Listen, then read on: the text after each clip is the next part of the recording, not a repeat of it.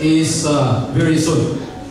Now, according to the text that we have heard a while ago, nagtudlok na ito may igsunan may tungod sa nagkalilaing ng mga characters, nagkalilaing ng mga kinaiya nga dapat natong angkunon bilang mga Kristiyano.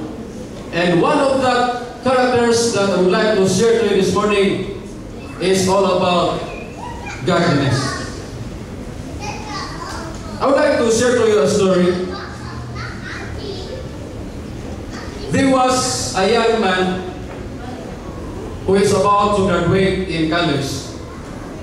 And when his graduation is coming, nihangyo sa siyang papa nga mangayong regalo.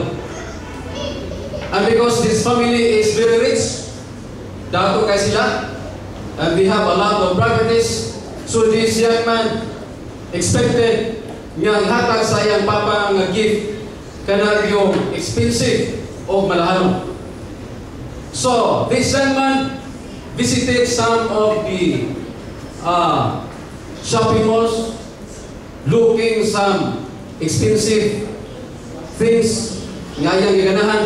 And until such time, naabot siya sa gitawag na displihanan sa mga cars. And he found out and he liked this car, a sports car.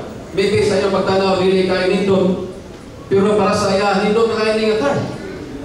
So hinagyo sa siyang papa, Daddy, I want that car. Kaya mong i-give sa kuha during the graduation.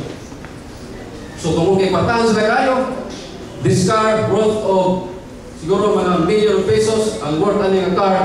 So